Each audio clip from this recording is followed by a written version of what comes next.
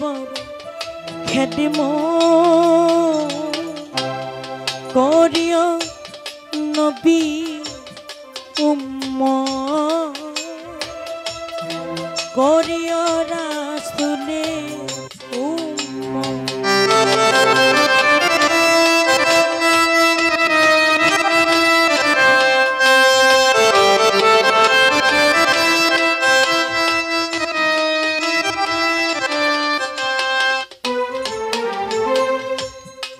গর্বে রেখে পিতা মরিলে মা হারাই শিশু কানে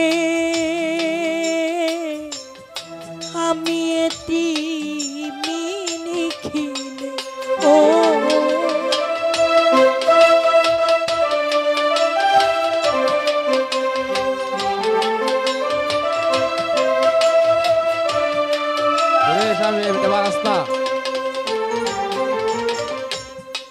গর্বে রেখে পিতা মরিল মা হারাইল শিশু কানে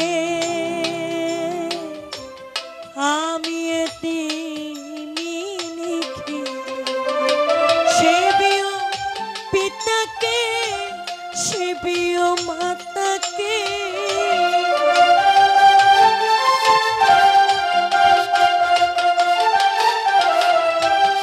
সেবিও পিতাকে সেবিও মাতাকে করিতে পারি না খেদিম করিও নবী উম্মত করিও রাসূলের উম্মত।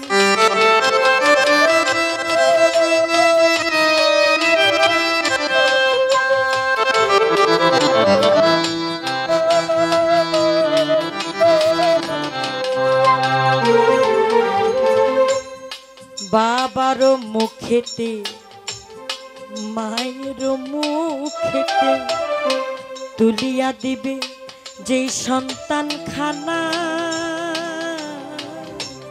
সেই খানা খায়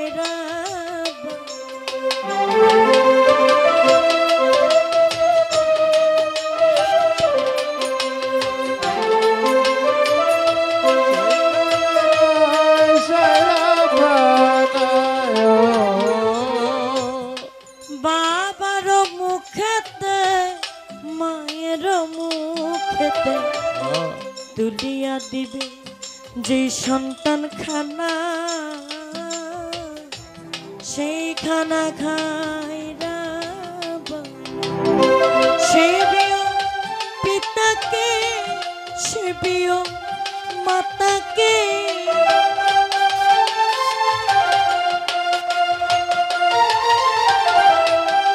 সেবিও পিতাকে সেবিও মাতাকে করিতে পারি না খেদম করিও নবী উম্মত করিও রাসূলের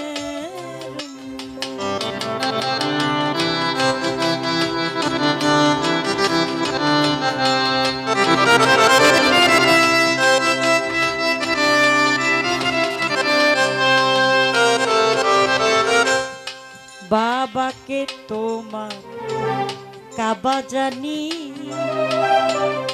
মদিনা জানিও যার যার মাকে মা যদি গো বাঁচিয়া থাকে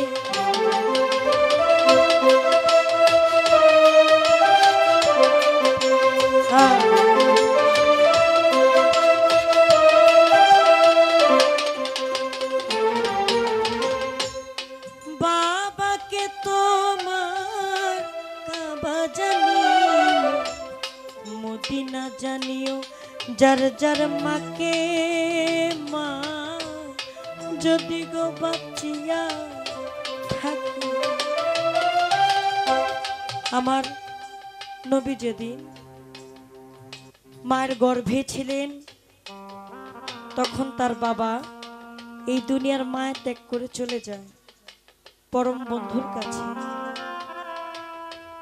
আমার নবী বয়স যখন 6 বছর, সে মাঠে খেলা করতেছে। তারা এক বন্ধু ছিলেন, নাম তার আবু তালেব। আবু তালেবের সাথে প্রতিদিন মাঠে খেলা করে। আবু তালেবের বাবা এসে আবু তালেবকে আদর করে 2 গালে 2টা চুমু দেয়, একটা খুরমা খেজুর তার মুখে তুলে দেয়। এইভাবে করতে করতে আমার নবী একদিন আবু তালেবকে বলে, বন্ধু তুমি তোমার বাবাকে বলো না আমাকে একটু আদর করতে, আমার 2 গালে 2টা চুমু দিতে। আবু তালেব বলে, কেন তোমার বাবা নাই?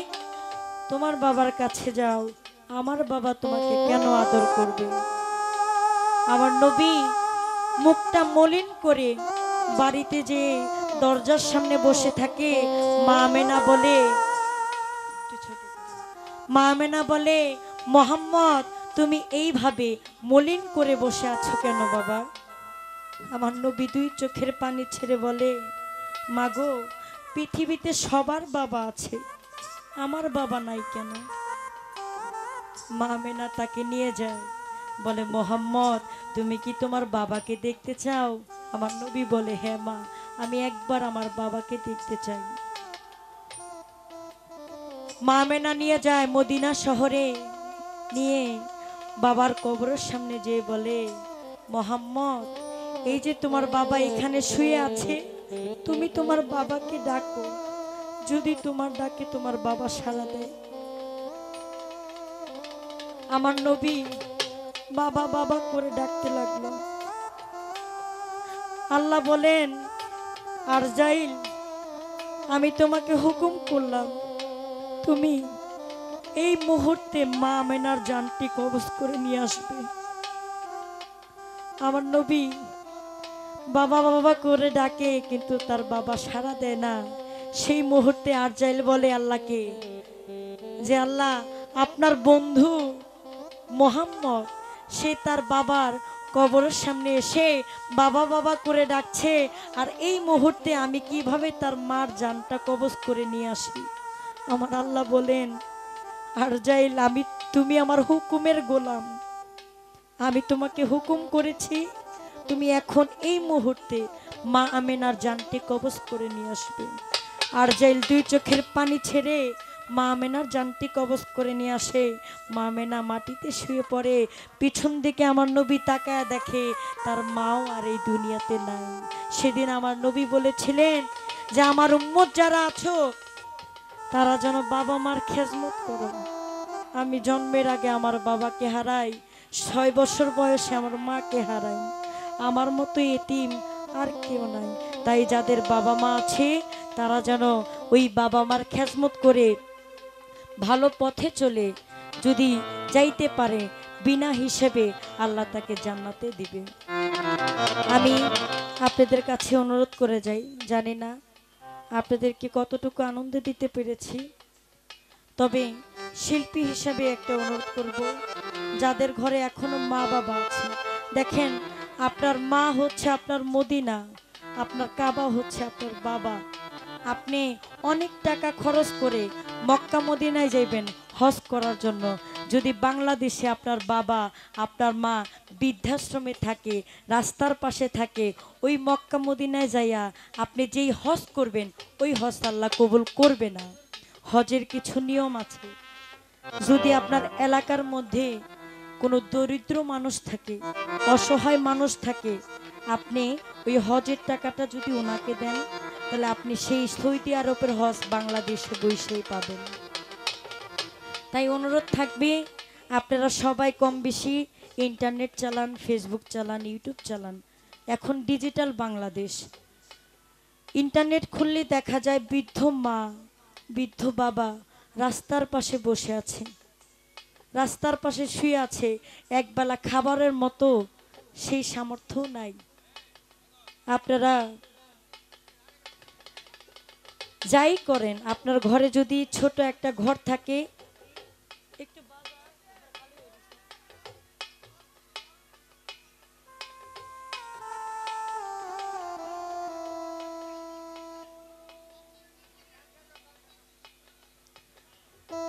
আপনাদের কাছে অনুরোধ থাকবে, যারা এখনো বাবা মা আছে, ঘরের ভিতর ছোট একটা ঘর থাকলে তাদেরকে বৃদ্ধাশ্রমে রাখেন না, বারান্দার পাশে ছোট একটা বিছনা করে রাখেন। রাস্তার পাশে তাদের রাখার দরকার নেই। আপনি 3 বেলা খাইলে 1 বেলা আপনার বাবারে খাওয়াইন। এটা আসলে আপনাদেরকে বোঝানোর সাধ্য আমার নাই, কিন্তু আমার নবী বলে গেছে, নবীর কথা কেউ অমান্য করতে পারি না, যেহেতু আমরা মুসলমান। তাই আমি সবার কাছে অনুরোধ করে যাই, আমাকে মাফ করে দিয়েন। আজকের মতো এখানেই শেষ করব। আসলে মনটা তেমন একটা ভালো না, কারণ একটা না গান করতেছি, কণ্ঠের অবস্থা ভালো না, কারণ এখন হচ্ছে আমাদের সিজন টাইম, প্রত্যেক রাতে আমাদের গান থাকে। এর মধ্যে আমাদের বাংলাদেশের মধ্যে অনেক সুনামধন্য একজন বংশীবাদক, আমাদের সবার প্রিয় প্রাণের একজন মানুষ ছিলেন রুবেল ভাই। আজকে 2 দিন হয়, শবে বরাতের পরের দিন সকালেই শুনতে পাই যে উনি পৃথিবীর মায়া ত্যাগ করে চলে গেছে। আসলে কে যে কখন মারা যায়, মানে উনি যে এত তাড়াতাড়ি চলে যাবে আমাদের কাছ থেকে, এটা আমরা কেউ ভাবি নাই। এটা আমরা কেউ ভাবি নাই যে এই মানুষটা এত তাড়াতাড়ি চলে যাবে আমাদের কাছ থেকে। আল্লাহ তাকে জান্নাতবাসী করুক, ভালো রাখুক, আমাকে ক্ষমা করে দিবেন। বাবাকে তোমার কাবা জানি,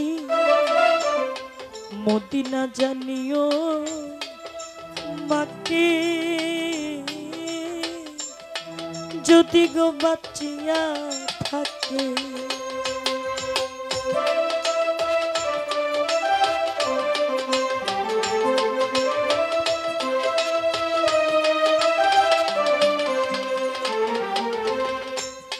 বাবাকে তোমার কাবা জানি,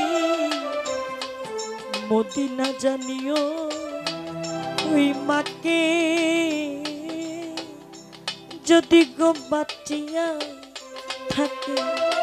শাহ আলম সরকার বলে ভাই দরকার,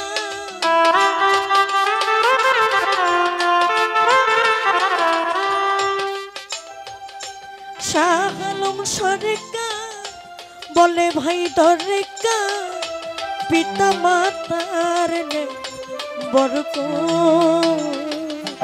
করিও নবীর উম্মত, করিও রাসূলের উম্মত।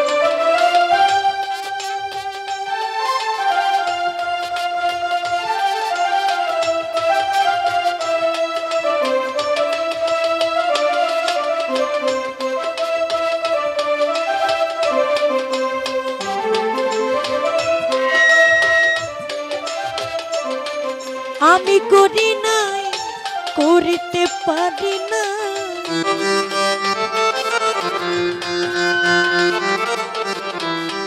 আমি করি নাই, করিতে পারি না, পিতা মাতার খেদমত করিও নবীর উম্মত, করিও রাসূলের উম্মত, করিও নবীর উম্মত, করিও নবীর উম্মত, করিও নবীর উম্মত, করিও পিতা মাতার খেদমত।